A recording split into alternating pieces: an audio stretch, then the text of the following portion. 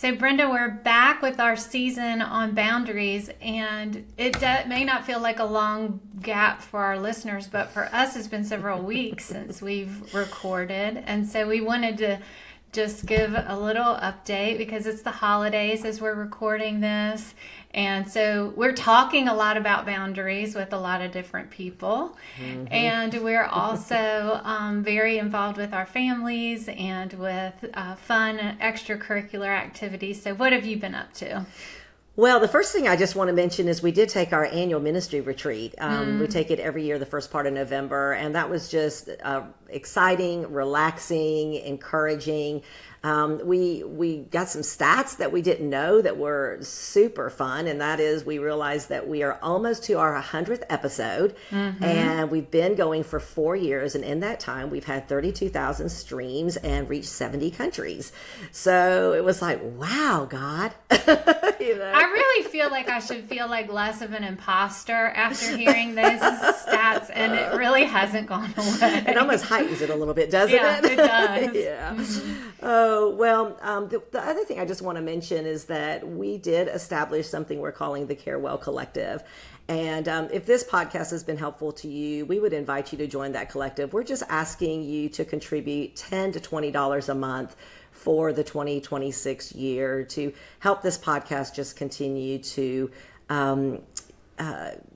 create content that's free to our listeners. And and also I think we are being a little bit less, well, we're not less content driven, but we're trying to be also more community driven moving forward. So be looking for some exciting things there. If you join that collective, there's some few perks, so you have to join to see what they are. But we just have such a great audience and so much great feedback. We would love to be more involved with you and get you involved more with one another. Mm-hmm. So moving on from there, I guess, one of the highlights of our break has been Paul and I took a trip to Nashville. Yes. And we went and saw Pat Benatar and Brian Adams. You got to be, my age to probably know who those people are. Hit me with your best shot and all the things. Did a little singer-songwriter, went back to our old little place we like to go to there. And then we stayed at the Opryland Hotel, which is just fantastic, particularly at the holidays. Mm-hmm. And then we went to the Opryland, and I just think everybody should do it once in their life. It's really fantastic. We had a rather large Thanksgiving. We had a lot of family in for Thanksgiving. I hosted. And now this week, on the heels of Thanksgiving, I've really been pulling out our prayer season. Yeah. And so far, Alex, let's see. I've been able to do the examine prayer, giving thanks for all the incredible moments of Thanksgiving. There was some lament about some things that were hard and sad. My parents were not able to make it this year. My mother has gone downhill. Her dementia is getting worse, and physically and mentally. So that was just really sad. They always bring their German flair. My mother's German, and we were missing that. Then I had to just be honest with you. I had to do a burn journal for something that happened that I couldn't quite get over in my heart and mind, and I needed to reckon with it. And a lot of times I don't burn those because, I'm a words person and I like to hold on to every draft of everything I write. I can't stand to part with my words because I might forget something I said. Well, this one, I actually typed it on the computer and then we hit delete because I was like, nobody ever needs to read that. And then finally, you know what? I ended with an Emmanuel journal, which I am just finding more and more to be such a comfort for me, particularly on the heels of some of the lament and the burn, just to come back to knowing that Jesus sees, he knows, he hears, he loves, he cares, and he's able to move on my behalf and does move on my behalf. And then finally, the one maybe disappointing thing of my holidays, if I'm being honest, and I hope that nobody will throw stones at me here, is that we went and saw Wicked 2. Oh. And, it's been a year and we're a big Wicked family. I think Paul and I have seen the play at least 3 times and maybe 4 at this point. I can't remember. And we were so looking forward to it. And it was good. I'm not saying it wasn't good, but it just wasn't as good as I wanted it to be. Oh, shoot. Yeah, I haven't seen it yet. Yeah, but that's okay. There'll be, I can always go back and watch the first one again and again and again and again. So anyway, with that being said, that's my update, and I'm going to stick with it at this point. So I think we need to move on to actually getting back into our episode on the challenge of boundaries. That's what we're going to be talking about today. And I can just say, as a recovering people pleaser, this has been really difficult for me. just learning to set and hold boundaries. And I have had many opportunities to practice this because I have had many failures along the way. Yeah, I think that it's funny to me how I think of boundaries as a skill, and yet it's not a skill that gets easier.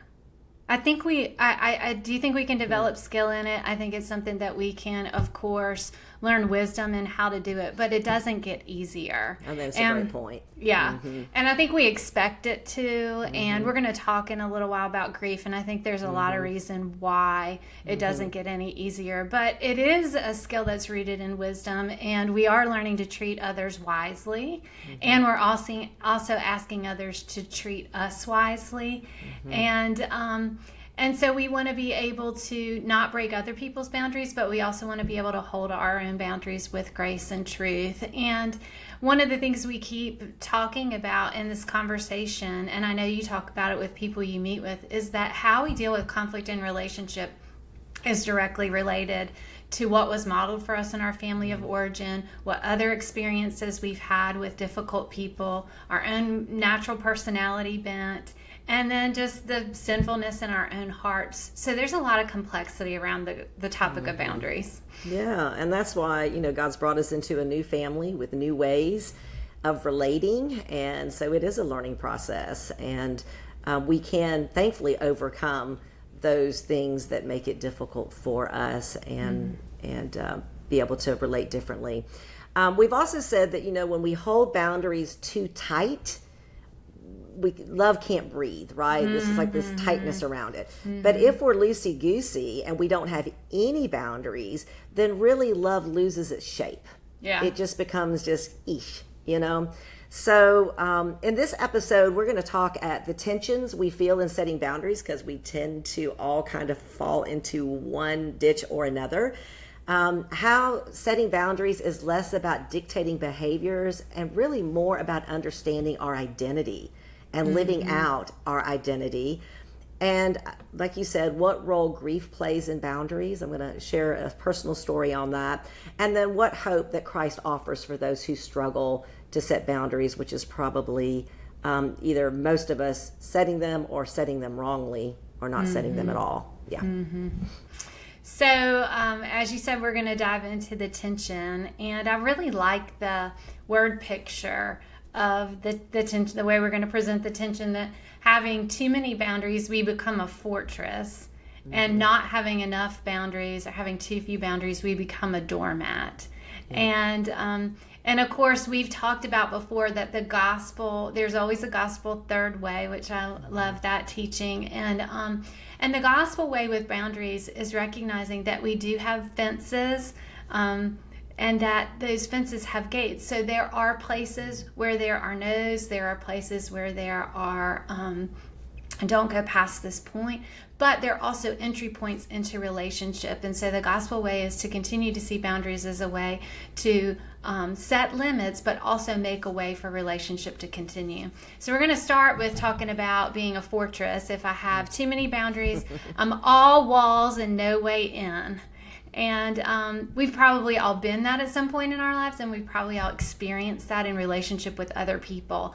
And this is often just a response where there's an overcorrection of someone who's been burned too many times and who just says, I'm going to protect myself and I'm not going to let anyone in. And so the reaction is to just set the boundaries with everything, with everyone, or at the first sight of conflict or any relational difficulty, they push away, go no contact. And you and I have been talking, Brenda, just about how much no contact has just become part of even the conversation at large, and how much we're running into people who quickly go no contact in relationship. And so this fortress mentality is alive and well. It sure is. Well, kind of the opposite of that, then we would say, is the doormat. The doormat has too few boundaries, and we might say it's all welcome with no guardrails. There's no wisdom here. And, a doormat is basically, you can walk all over me. Yeah. It's the mindset of the people pleaser. We all know the martyrs, right? We all have a martyr probably in our family, or maybe we are the martyr. And really just hopefully not, or the person that just doesn't want to rock the boat, right? It's just that person that's very fear driven, that they're going to make people angry, people will be disappointed or upset with them. And so, they just don't have any boundaries or few. Mm-hmm. So thankfully, the gospel does make a way forward in relationship, and the gospel way acknowledges how God made us. And so we've rooted this whole conversation in boundaries in our Imago Dei, in the fact that we bear God's image, and because of that, we have agency and dignity, and we have purpose and limitations. And we have to recognize those because God does. Not because we demand those, but because God says this is who we are and how we should treat one another. And so we just recognize that the gospel way means that love builds a fence, not to keep people out, but to define what's worth protecting, what's sacred.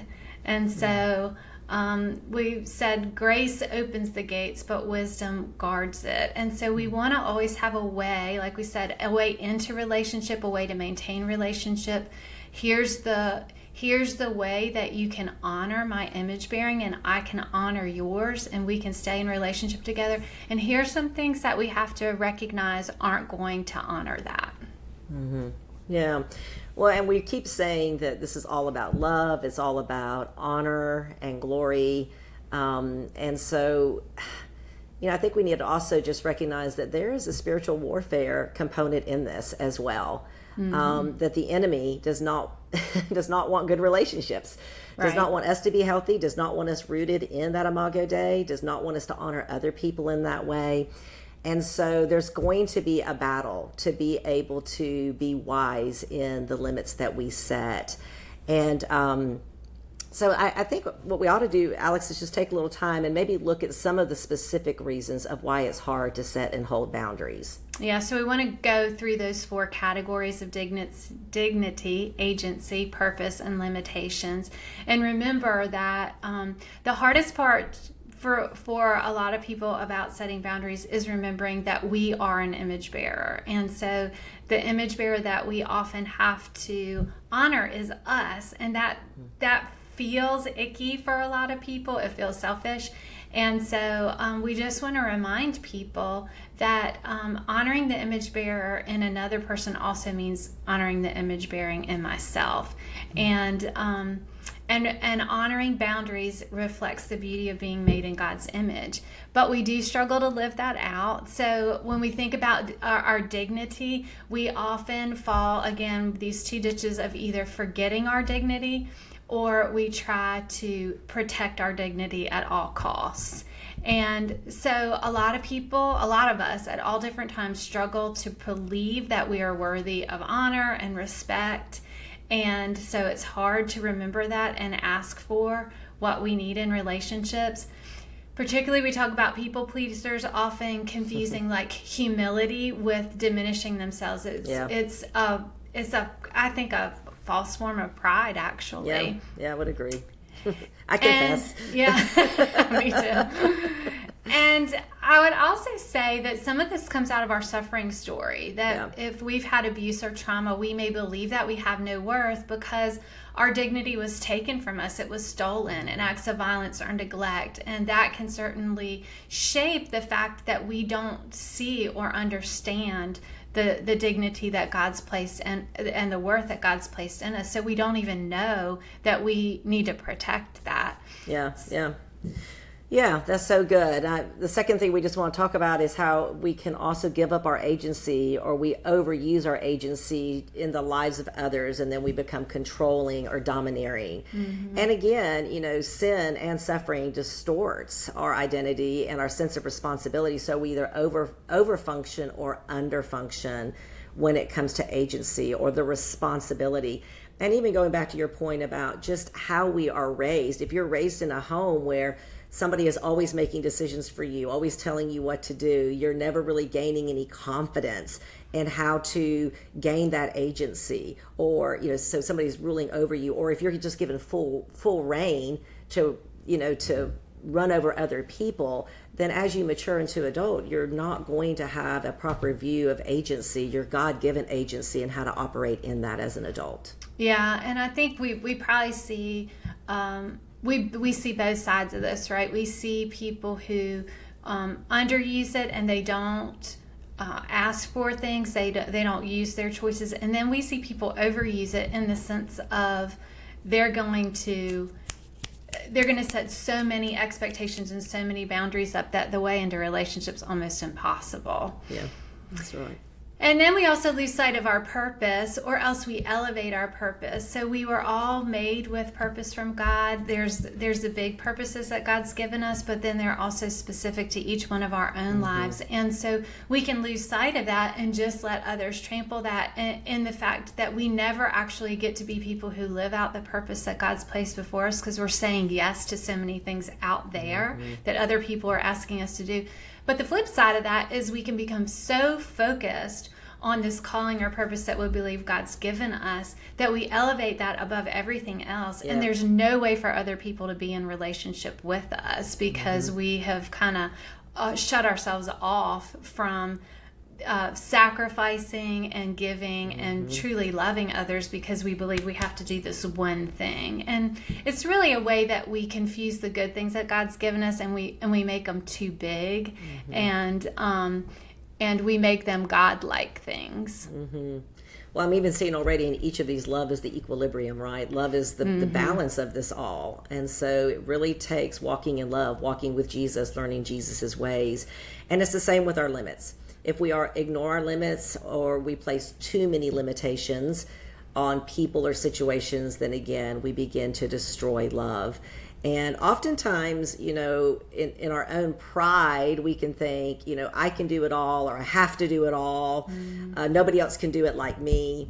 Or the other side of that can be our shame that says, you can't do this, you'll fail at this, you're no good at this. And so again, there's these identity messages that the world tells us, other people tell us, we tell ourselves, that encourage us or tempt us to step out of the limits that God has given us.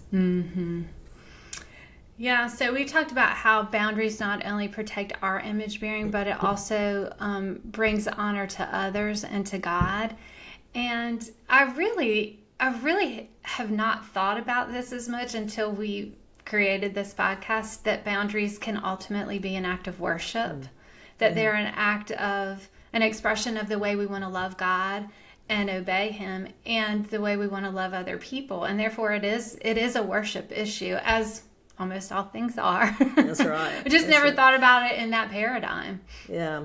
And I think particularly when we define worship, as we have in other podcasts, as loving, trusting, and obeying God, that we're oriented toward God. And because of His great love for us, we're living and walking out worship because of that. And probably a great example in my own life is when we were in the throes of addiction with our son. There was just a lot of consequence that were coming to him because of his own choices. And a mama's heart, we can't stand to see our children suffer, even if they put themselves in that situation. Yes. It is so hard, and particularly when the consequences are getting more and more weighty. And so I really had to do some boundary work, which really meant making 3 costly, faith-filled choices. And the first thing I had to choose was to love God more than I clung to my son or even my own life.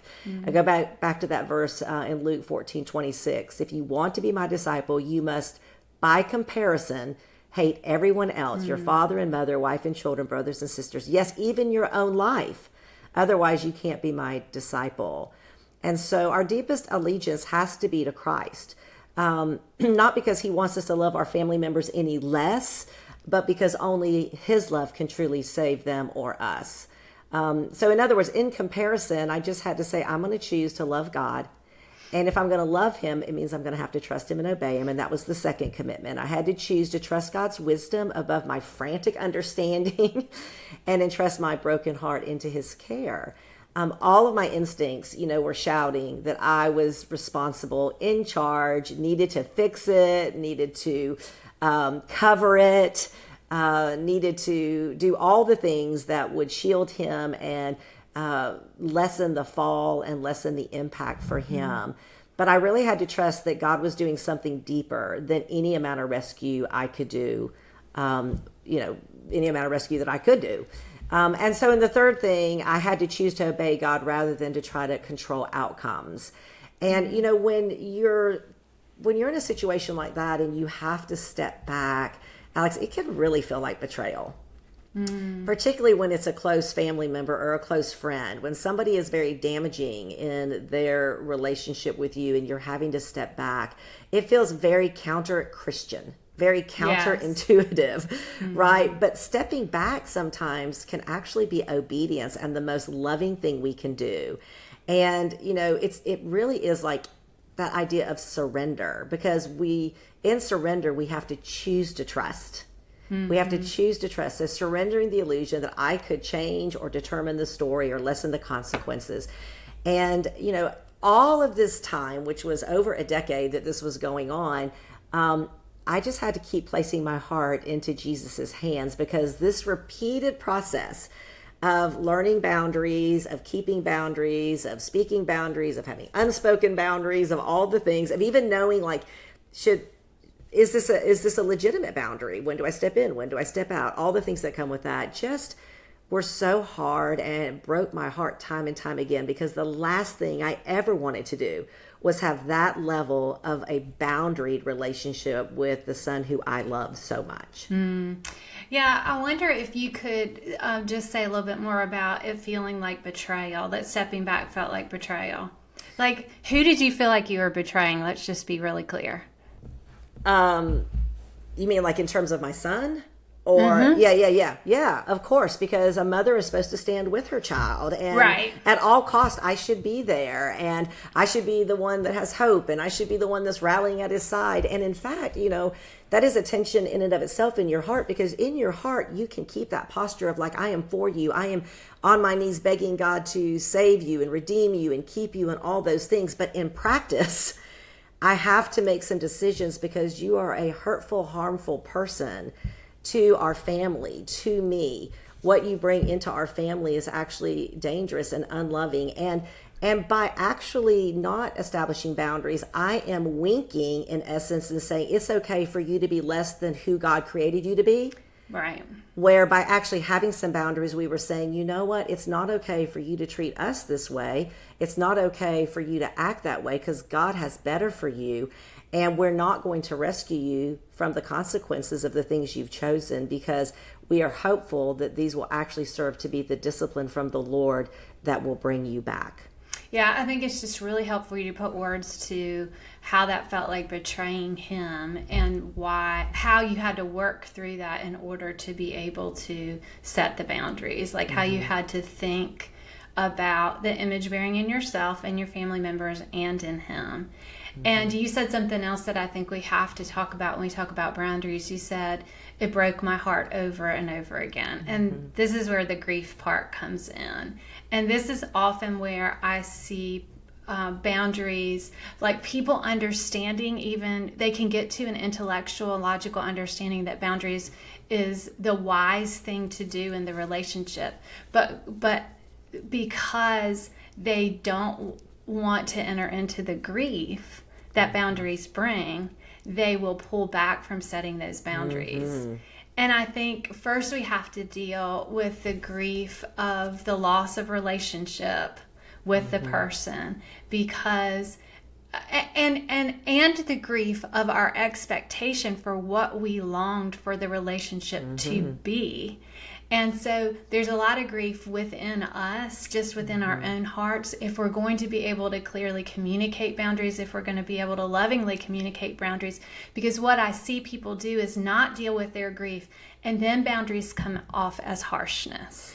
Well, I agree, and you make such a good point, because I think in my case, I started very much off as the doormat, allowing a lot of things that shouldn't have been allowed, and accepting and hoping, in just ridiculous ways sometimes. But as the pain grew greater, then I became a fortress.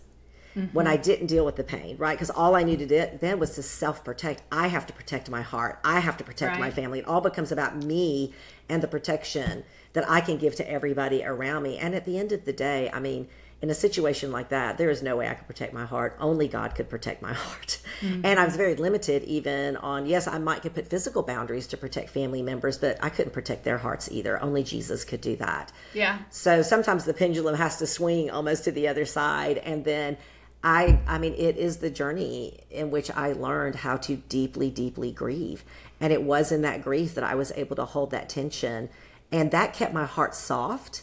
It kept me knowing when it was okay to step in, because in a long journey like that, when you're having to really look at how boundaried to be, you can't just be a fortress. Like, there has to be some olive branches extended. There has to be some conversations in between. There has to be some testing the waters. Can he come back in?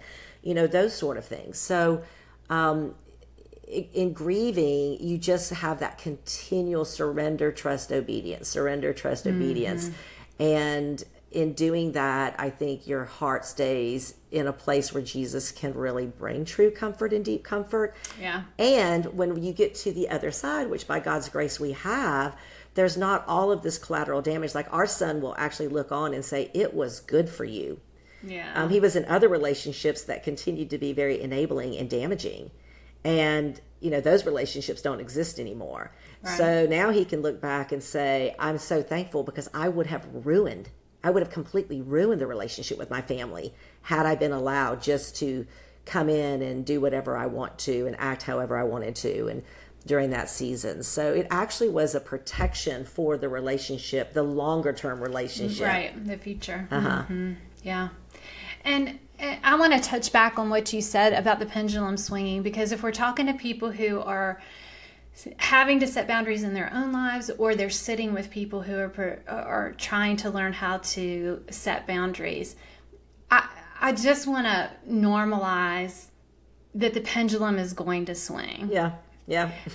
and not to be too judgmental of ourselves or of other people when that happens, because I see people do that where there's no boundary, all the boundaries, you know.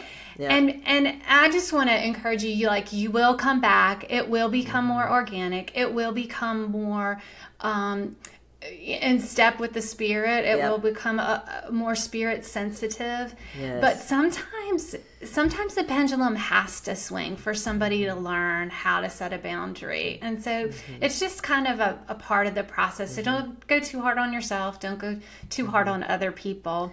Yeah, and I was just going to add one other thing to that, too. I think we have to be really careful how we even judge people in that pendulum swing, because there are times that somebody looking on would have said, you're being a doormat. But Paul and I had really, really prayed about a particular thing, and we did it, or we gave it, or whatever. And we knew that it wasn't because we were fearful or being manipulated, like it was Spirit-led. At the same time, we had people look on and be like, wow, that seems harsh. Yeah. And we're like, you don't know what's been going on the last 10 years and why we are at this point having to make this very critical and difficult decision. So, and even I would say the trajectory of growth is not so much like you're a doormat and then you become a fortress, or your fortress become a doormat. I mean, it kind of swings back and forth as you go. And you nailed it when you said, I just clung to God's word. I clung to prayer and direction from the Holy Spirit. I looked for what God was doing in providence, you know, looking at what my son was doing, looking at our family. Of course, my husband was a tremendous counselor for me in that season, along with very close and dear friends who understood and who had walked a lot of that journey with me to really understand what was going on, and also loved my son. So, you know, we have to be really, really careful and have patience, receive the patience of the Lord for ourselves, be patient with other people. Because I think what makes it so grievous is when it's a long journey, I think just the longer the journey for any suffering story, right, the harder it is. Like, sometimes the worst trials are not the shorter, hard trials. They're just the ones that just keep going on and on and on. And those just require so much going back and praying and thinking and counsel and going back again and going back again and going back again. And it's almost a daily, you know, going back. Yes. And it can become very wearisome. Yeah, and I think that it kind of brings me to the other part of grief that boundaries bring. I mean, I think we could probably do 5 podcasts just on grief and boundaries, because I think there's so much here of how grief enters into the process of setting and holding and letting go of boundaries. But one of the things I see is that people when they come into an understanding that boundaries are necessary for the honoring the image bearing in themselves and the other person, they almost get excited that boundaries are going to be the thing that changes the relationship or changes the person, and hope enters back in again. And when hope enters in, oftentimes we know that grief follows, because it doesn't none of the change in relationship happens quickly. Right. And so I see people think, okay, this is the answer. Yeah. This is what I have never done before. So this is going to be the thing that allows this relationship, whatever the conflict is, to resolve. And it doesn't happen that way. And so it takes you right back to the grief again. That's right. Yeah, because, I mean, anytime hope is built up, then we have disappointment is going to follow. And that can be a cycle that goes on for a long time with difficult people, and maybe a cycle that we will never fully see and resolved. Right. And I think, it goes back to this idea of it being worship, because if we're doing it to honor and glorify the Lord, then yes, we will still be disappointed in the fact that there aren't results, but we're not doing it for results and outcome. We're doing it as an act of worship, because this is what God has called us. And God, whether or not the other person ever changes, God changed me way before God changed my son. Yes. In all of my relationships, how I learned to understand who I was, how I learned to relate to other people based on who God said they were. All of my relationships are so much healthier. I am so much more rooted in my identity as an image bearer and as a child of God than I was before. And I would say as a direct result of having to wrestle with this so much. Mm-hmm. Yeah. So I think just to kind of close up the thoughts on grief is just to say that when grief comes in the process of setting boundaries, it doesn't mean you're doing something wrong, because That's right. I think that's how we naturally react. When grief comes into any equation, we immediately think, I must be doing something wrong because this hurts too much. Right. And the reality is that boundaries are going to hurt. And that doesn't mean you're doing something wrong. It means that there's loss and sadness and even some anger, and this is not the way it's supposed to be. And stay the course. Keep praying, keep asking wise counselors, keep remembering what it means to honor the image bearing in yourself and others. Mm-hmm. Yeah, that's so good. And, the great part is we can grow. There's hope for growth. There is hope that perhaps we have seen a number of times where people begin to establish and maintain godly boundaries where change does occur. Even if the other person doesn't change, sometimes just at least the behavior changes. Right. Right. Making it more tolerable or bearable to interact with them or to do life with them. So we talked about the gospel way, that we have these 2 ditches we can fall in. We can either be the doormat or we can be the fortress. And so let's just close our time talking about what the gospel way looks like for each of these areas. And first of all, when it comes to dignity, we can rest in the worth that God gives us, right? I don't have to shrink back or demand recognition. My dignity is secure, completely secure, because what God says about me is true. Mm-hmm. And then for agency, because we have the Holy Spirit living in us, we talked about this being a spirit dependent, we can learn to discern the difference between bearing one another's burdens and carrying our own. And it's a hard thing to discern. But that also means that we can use our God-given agency to take responsibility for what God has given me to do, and also say no to what God has said that it is not mine to carry. Yep. In purpose, I can honor God's purpose for my life by keeping His priorities first, yet I don't have to be rigid, right? I can stay responsive and willing again to make spirit-led sacrifice for those I love. And that is just what it looks like to live in relationship. And the last one, just knowing our God given limitations, that we can honor those God given limitations even as we seek to give generously. And that means I can plan for rest. I can be willing to say no when I need to steward my physical or emotional well-being, and I can recognize that I'm a finite creature. Yeah. Well, excellent, Alex. I think this is all we've got for this episode. That's it.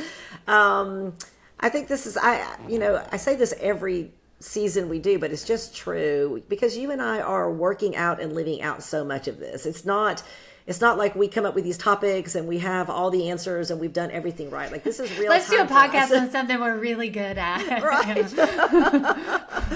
And I think it's so sweet. I feel like there's so much discovery for us and richness for us in our personal lives, in our counseling lives, in our sphere of influence. And so I really hope that this episode in the season is resonating with our listeners in the same way. So we would love to hear your feedback. You can join our conversational counseling group on Facebook or Instagram. And let us know what you're hearing. Let us know what you're saying yes to. Let us know what you're saying no to. Give us some other ways of thinking or talking about this topic. We'd love to hear from you. And who knows, we may end up adding another podcast based on something you say. I'd love that. And then you mentioned at the beginning of the podcast that we started something called the Carewell Collective. And if you would want to consider joining us in that and supporting the podcast with a monthly gift, you can donate at our website, which is conversationalcounseling.com. Great. Thanks, Alex. We'll see you next time.